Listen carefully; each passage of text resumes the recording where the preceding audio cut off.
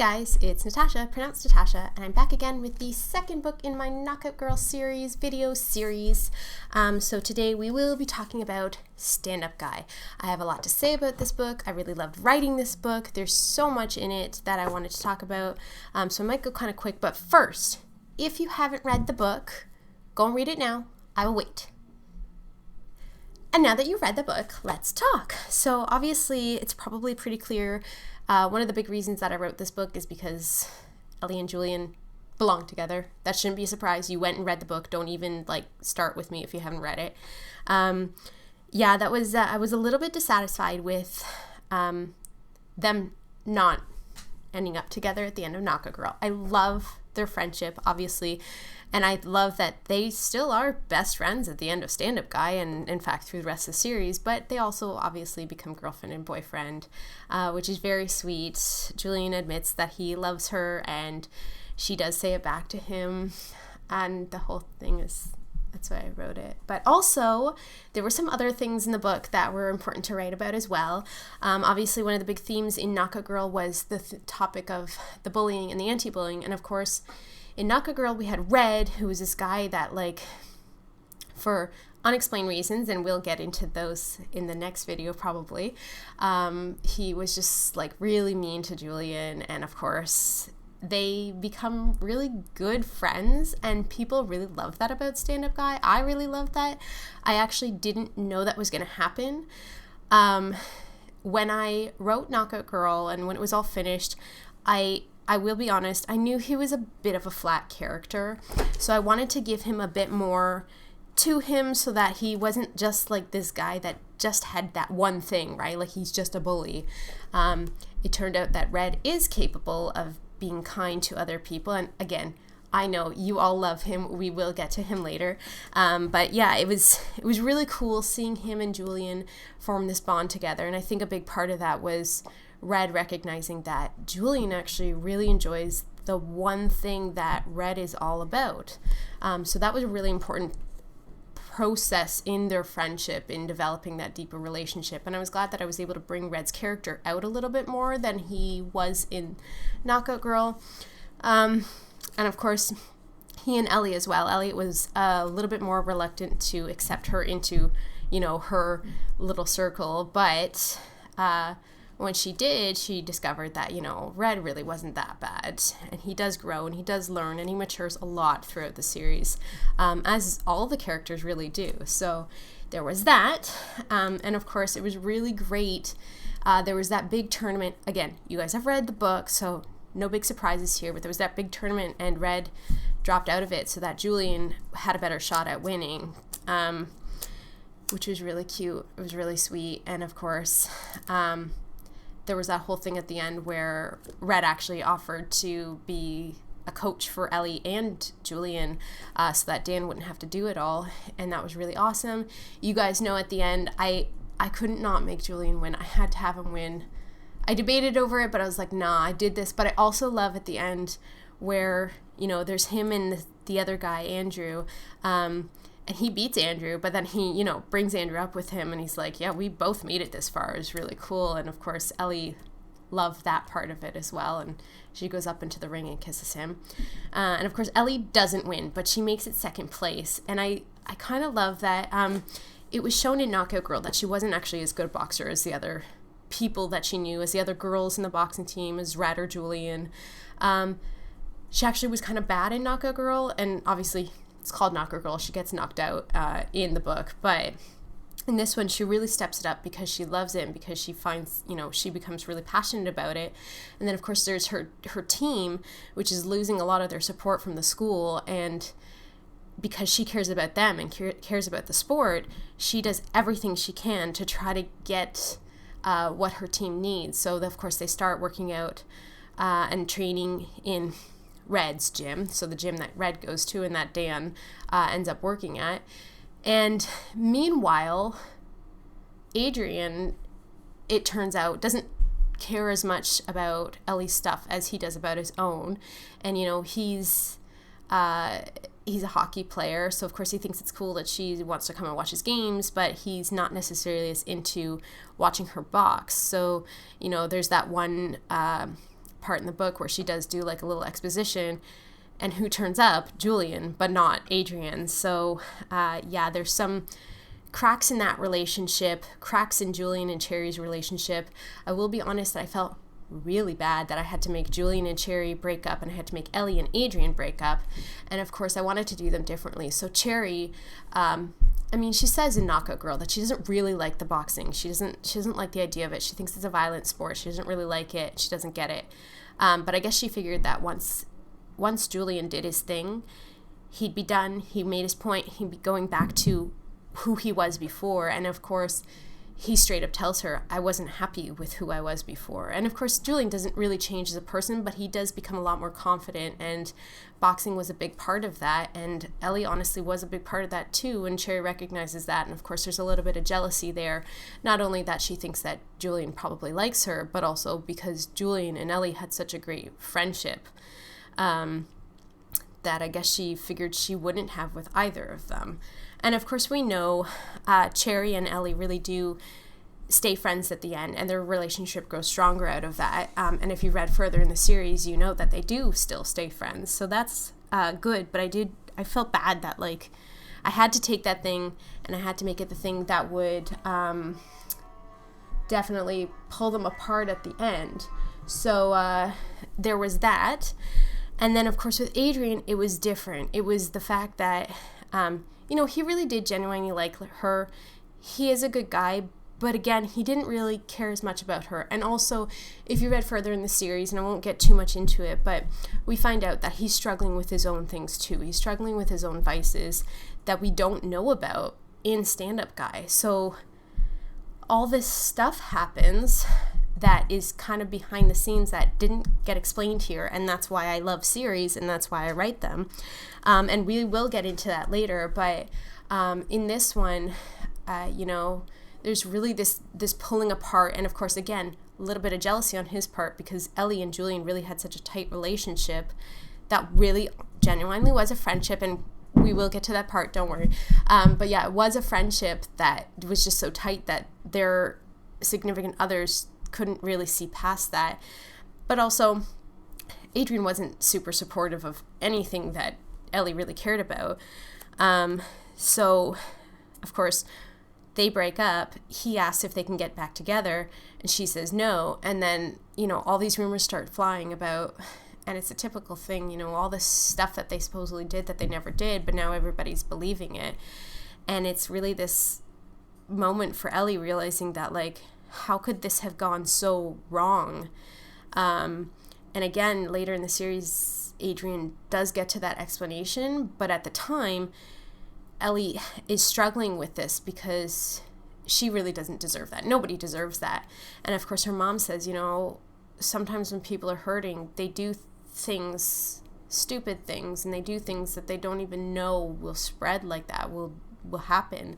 And it's no excuse. He had no excuse for what he did or for helping the spread of these rumors.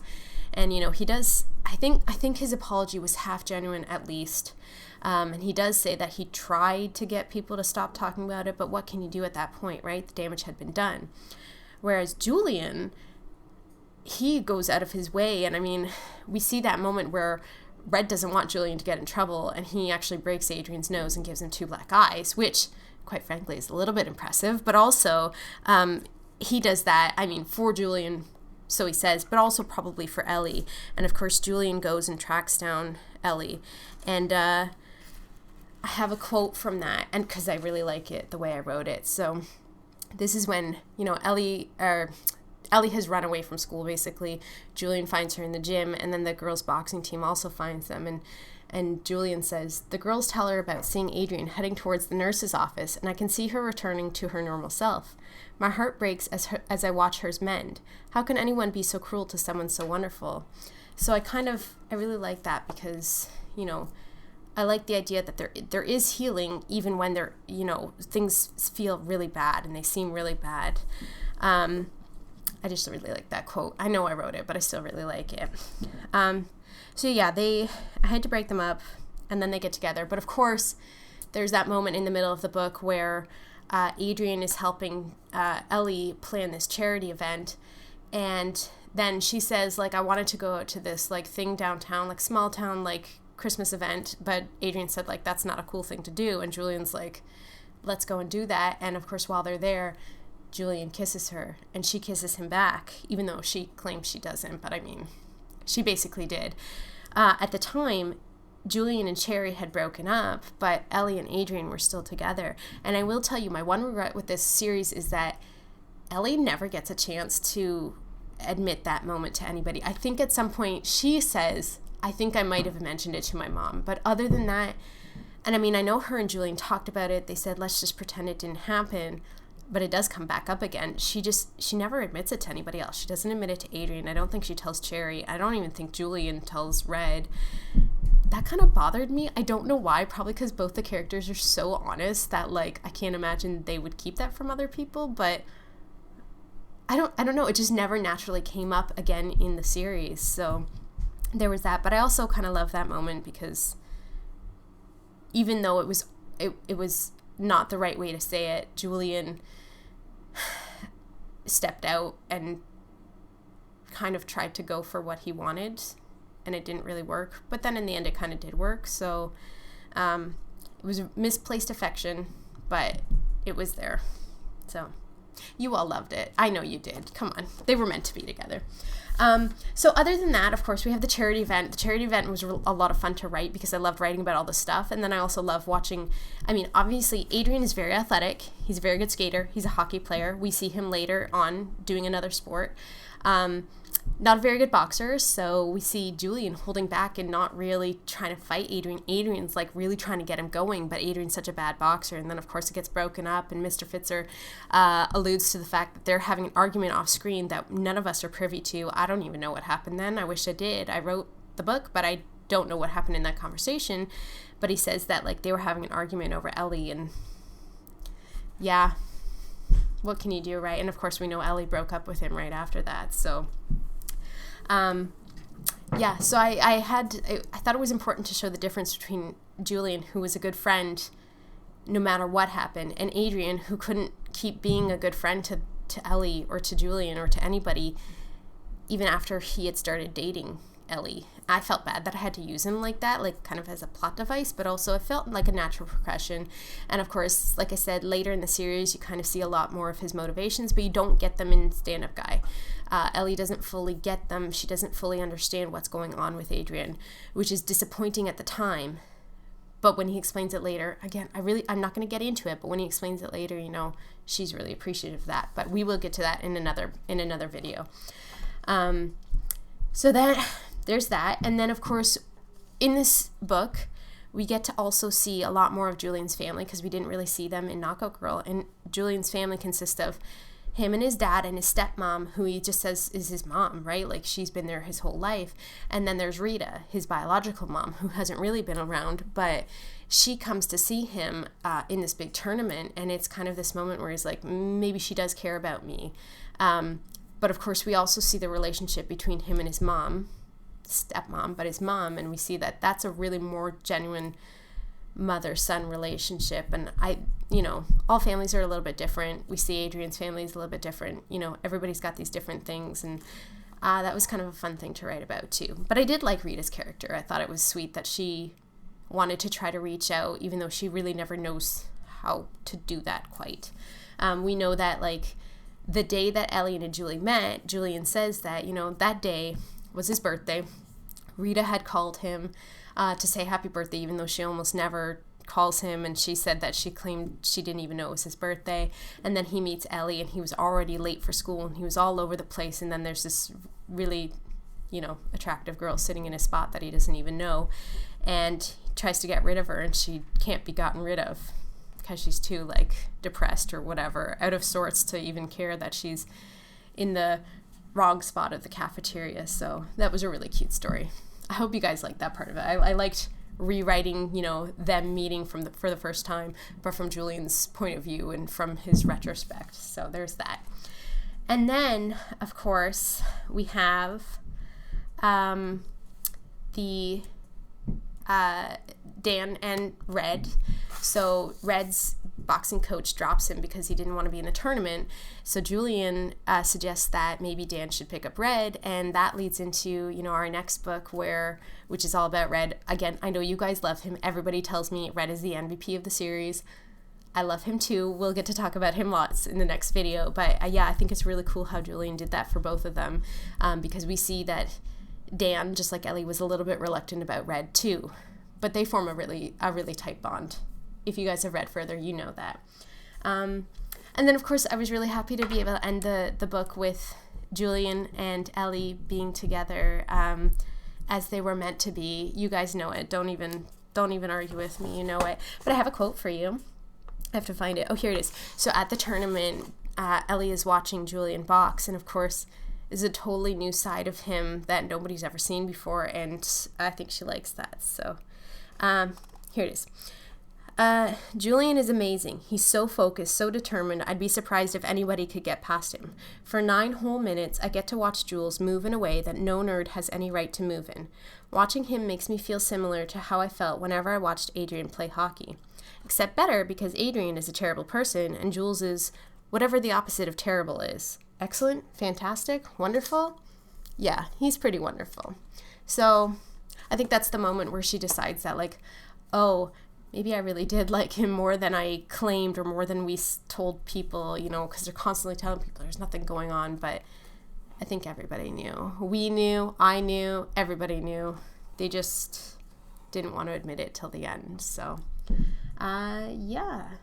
So that was pretty much it. I was happy to put them together at the end. I was happy that I could have Cherry and Ellie stay friends at the end. And of course, Cherry basically says, he's really better for you than for me. And she kind of lets that go, and she doesn't hold on to it. And of course, if you read further into the series, if you've read Ringside, you get to see a little bit more of Cherry with Ellie and Julian and in her own story. And we'll talk about that too. But I love that I could keep their friendship intact, and like I said, I feel like they come out a little bit stronger at the end because of that.